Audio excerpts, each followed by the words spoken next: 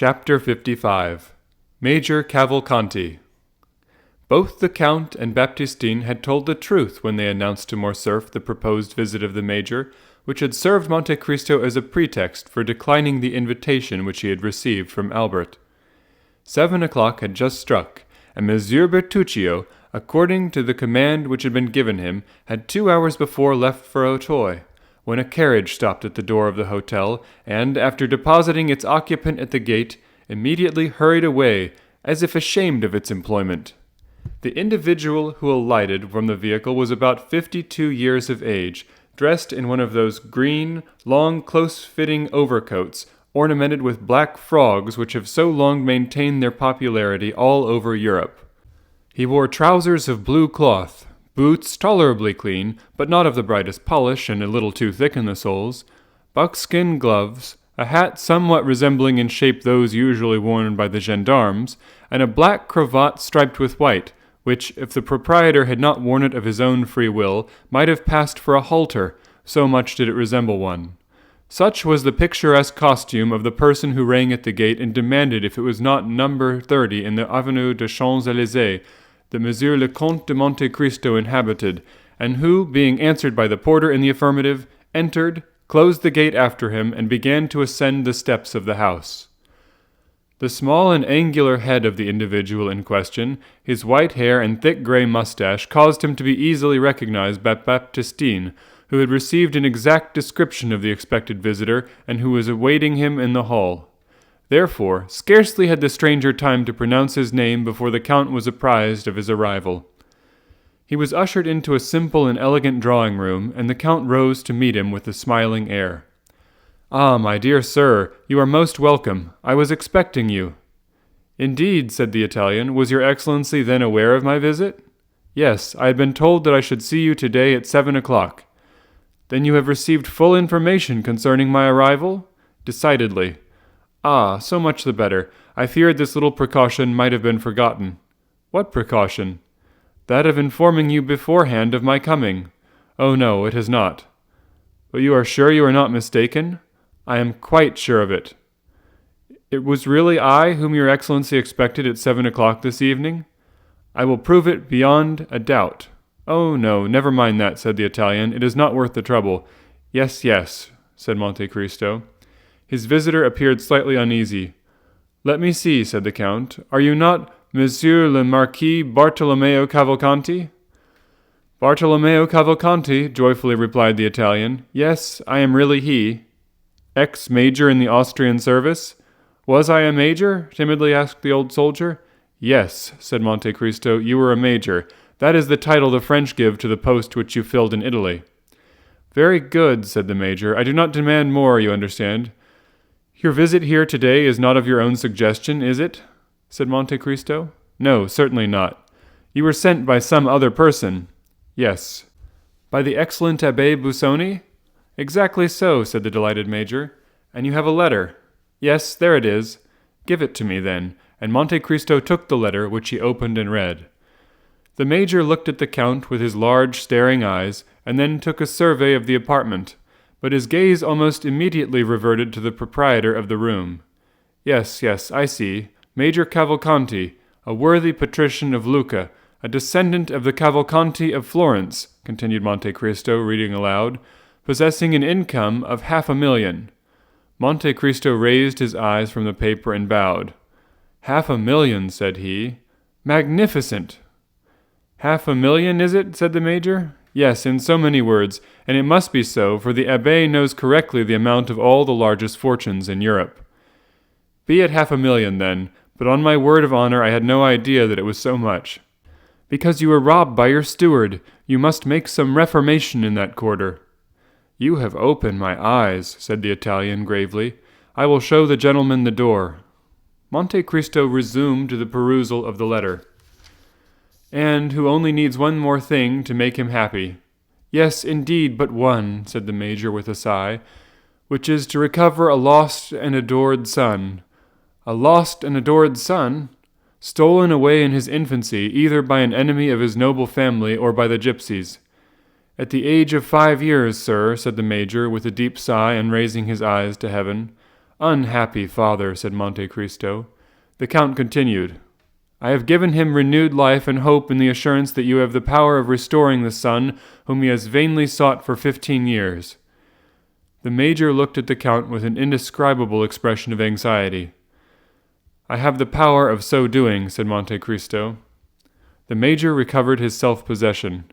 "Ah," said he, "the letter was true, then, to the end? Did you doubt it, Monsieur Bartolomeo?" "No, indeed, certainly not. A good man, a man holding a religious office as does the Abbé Busoni, could not condescend to deceive or play off a joke. But your Excellency has not read all." "Ah, true," said Monte Cristo. "There is a postscript." "Yes," repeated the Major. "Yes, there is a postscript. In order to save Major Cavalcanti the trouble of drawing on his banker, I send him a draft for 2,000 francs to defray his travelling expenses, and credit on you for the further sum of 48,000, which you still owe me." The Major awaited the conclusion of the postscript, apparently with great anxiety. "Very good," said the Count. "He said very good," muttered the Major. "Then, sir," replied he. "Then what?" asked Monte Cristo.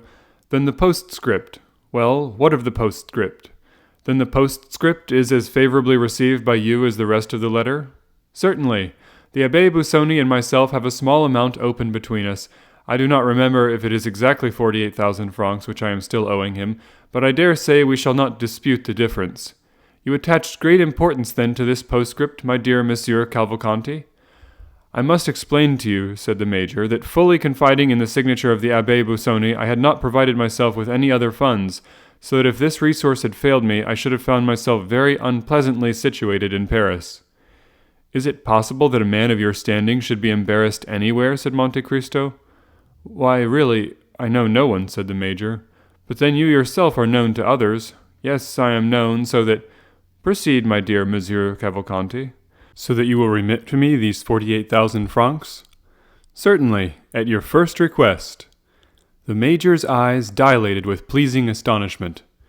"But sit down," said Monte Cristo. "Really, I do not know what I have been thinking of. I have positively kept you standing for the last quarter of an hour." "Don't mention it." The Major threw an armchair towards him and proceeded to seat himself. "Now," said the Count, "what will you take? A glass of port, sherry, or Alicante wine?" "Alicante wine, if you please. It is my favorite wine." "I have some which is excellent. You will take a biscuit with it, will you not?" "Yes, I will take a biscuit, as you are so obliging." Monte Cristo rang.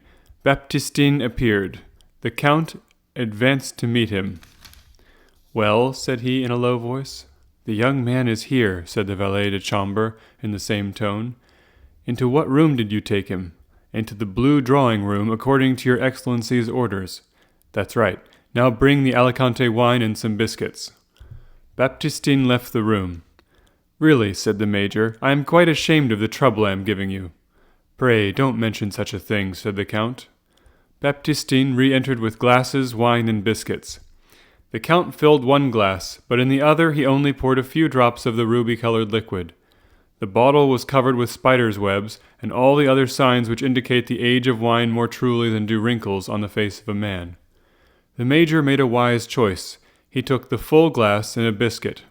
The Count told Baptistin to leave the plate within reach of his guest, who began by sipping the Alicante wine with an expression of great satisfaction, and then delicately steeped his biscuit in the wine.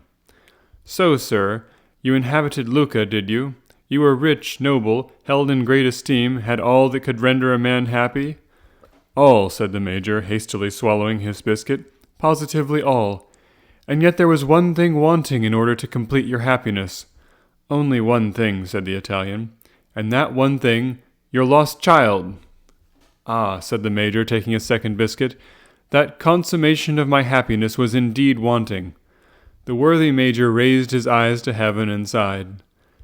"Let me hear, then," said the Count, "who this deeply regretted son was, for I always understood you were a bachelor." "That was the general opinion, sir," said the Major, "and I—" "Yes," replied the Count, "and you confirm the report. A youthful indiscretion, I suppose, which you were anxious to conceal from the world at large?"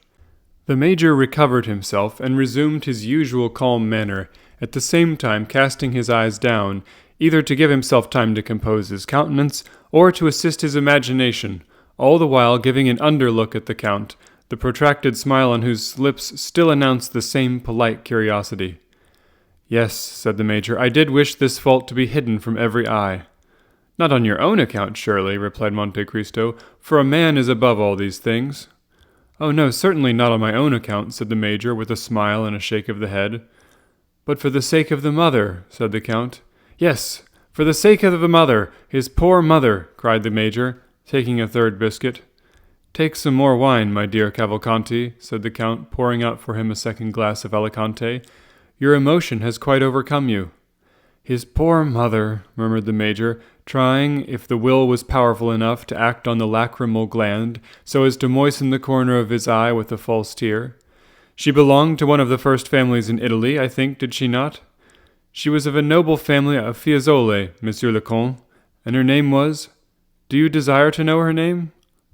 "Oh," said Monte Cristo, "it would be quite superfluous for you to tell me, for I already know it." "Monsieur le Comte knows everything," said the Italian, bowing. "Olivia Corsinari, was it not? Olivia Corsinari. A marchioness?" "A marchioness. And you married her at last, notwithstanding the opposition of her family?" "Yes, I did so. And you have doubtless brought all your papers with you," said Monte Cristo. "What papers?" "The certificate of your marriage with Olivia Corsinari, and the register of your child's birth." "The register of my child's birth?" "The register of the birth of Andrea Cavalcanti, of your son. Is not his name Andrea?" "I believe so," said the Major. "What? You are not sure that that is his name?" "I dare not positively assert it, as he has been lost for so long a time." "Well, then," said Monte Cristo, "you have all the documents with you?" "Monsieur le Comte, I regret to say that not knowing it was necessary to come provided with these papers, I neglected to bring them with me." "That is unfortunate," returned Monte Cristo. "Were they, then, so necessary?" "They were indispensable." The Major passed his hand across his brow. "Ah, perbaccio, indispensable were they?" "Certainly they were. Supposing there were to be doubts raised as to the validity of your marriage or the legitimacy of your child." "True," said the Major, "there might be doubts raised. In that case your son would be very unpleasantly situated. It would be fatal to his interests. It might cause him to fail in some desirable matrimonial speculation." "Oh, peccato!" "You must know that in France they are very particular on these points. It is not sufficient, as in Italy, to go to the priest and say, 'We love each other and want you to marry us.' Marriage is a civil affair in France, and in order to marry in an orthodox manner you must have papers which undeniably establish your identity." "That is the misfortune. You see, I have not these necessary papers." "Fortunately, I have them, though," said Monte Cristo. "You?" "Yes, you have them. I have them." "Ah, indeed," said the Major, who, seeing the object of his journey frustrated by the absence of the papers, feared also that his forgetfulness might give rise to some difficulty concerning the 48,000 francs. "Ah, indeed, that is a fortunate circumstance. Yes, that really is lucky, for it never occurred to me to bring them." "I do not at all wonder at it. One cannot think of everything. But happily the Abbé Busoni thought for you." "He is an excellent person. He is extremely prudent and thoughtful." "He is an admirable man," said the Major, "and he sent them to you?" "Here they are." The Major clasped his hands in token of admiration. "You married Olivia Corsinari in the church of San Paolo de Monte Catini. Here is the priest's certificate." "Yes, indeed, there it is truly," said the Italian, looking on with astonishment. "And here is Andrea Cavalcanti's baptismal register, given by the curé of Saravezza. All quite correct. Take these documents, then. They do not concern me. You will give them to your son, who will, of course, take great care of them." "I should think so, indeed, if he were to lose them." "Well, and if he were to lose them?" said Monte Cristo. "In that case," replied the Major, "it would be necessary to write to the curé for duplicates, and it would be some time before they could be obtained." "It would be a difficult matter to arrange," said Monte Cristo. "Almost an impossibility," replied the Major. "I am very glad to see that you understand the value of these papers." "I regard them as invaluable." "Now," said Monte Cristo, "as to the mother of the young man—" "As to the mother of the young man," repeated the Italian with anxiety.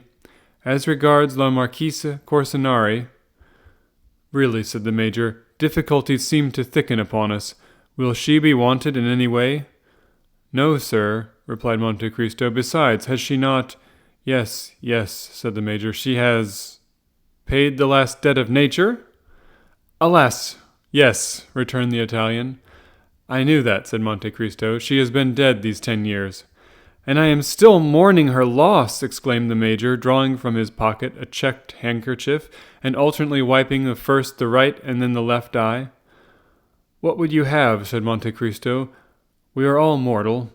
Now you understand, my dear Monsieur Cavalcanti, that it is useless for you to tell people in France that you have been separated from your son for 15 years.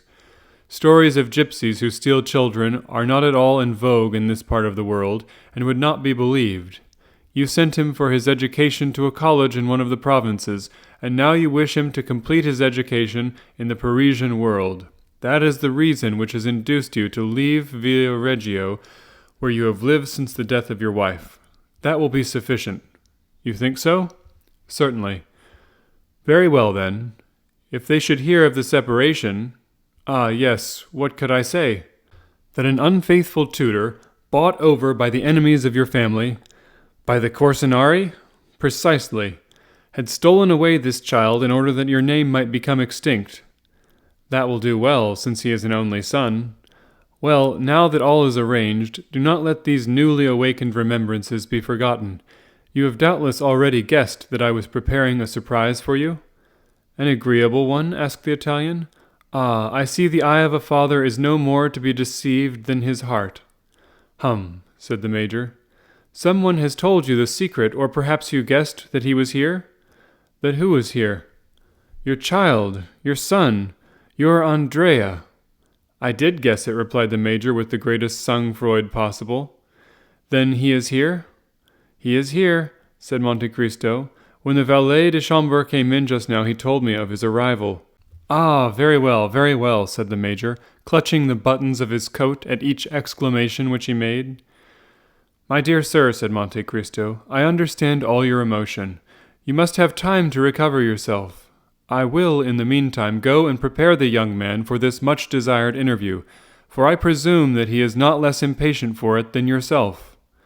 I should quite imagine that to be the case, said Cavalcanti. Well, in a quarter of an hour he shall be with you.